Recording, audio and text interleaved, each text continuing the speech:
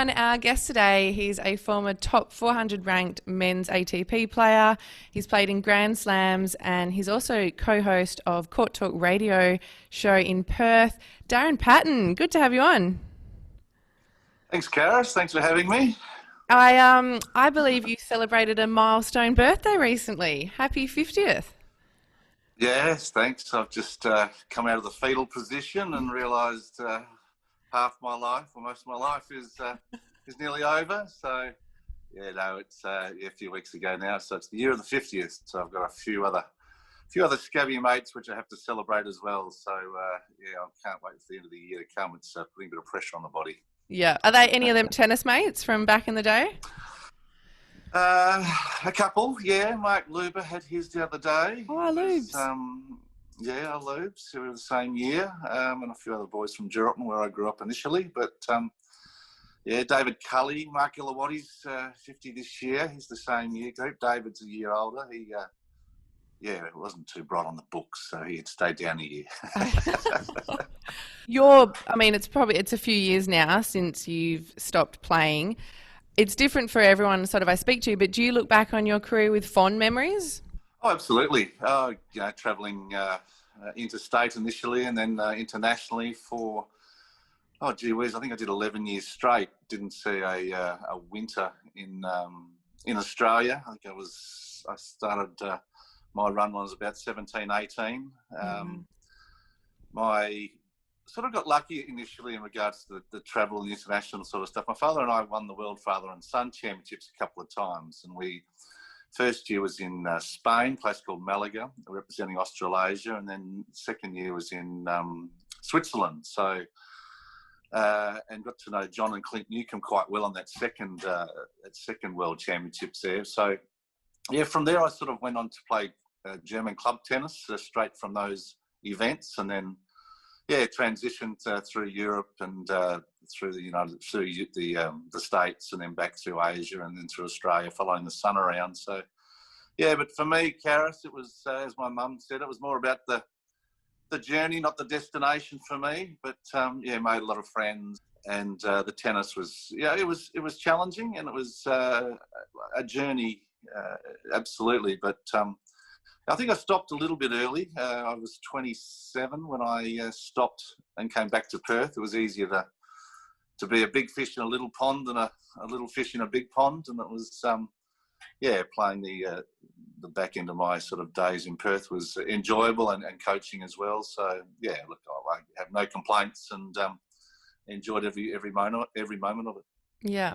You mentioned before you were grew up in Geraldton. So for people that don't know, that's 4.5 hours north of Perth. So I guess you're classified as a country kid. Growing up and playing tennis, is it tough? I mean, it was tough enough for us Perth people being so far away. But I feel like, is there kids that we're missing out on seeing in the country because there's that disconnect between the city and country talent ID, or what's your thoughts? Yeah, it was tough. And, my father and mother drove from Geraldton to Perth 42 weekends in one particular year, left on a Friday afternoon to do, back in those days, waist training, and at the old weight courts, which are at Curtin University now.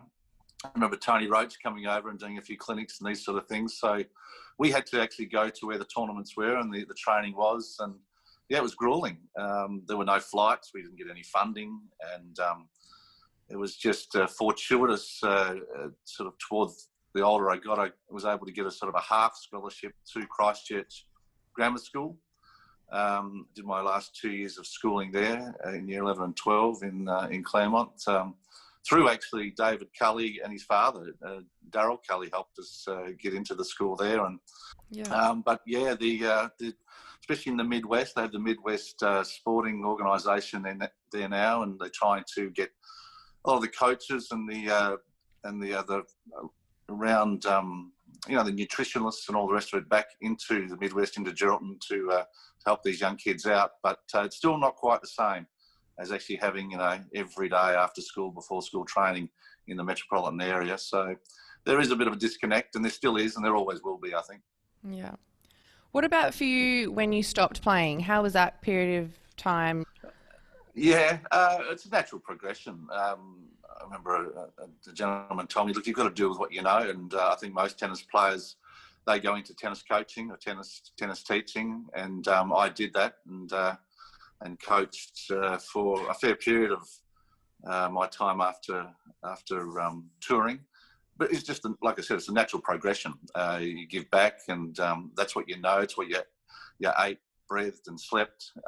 Tennis. So your knowledge of the game was pretty strong, and I loved it. You know, from the younger kids to the adult men and women that I would teach, and the state kids. I had Casey Lackver from the time she was 12, 13, right through till she left and went to the Institute of Sport. You know, it was a real privilege coaching Casey. She was, a real spark. And but yeah, it was.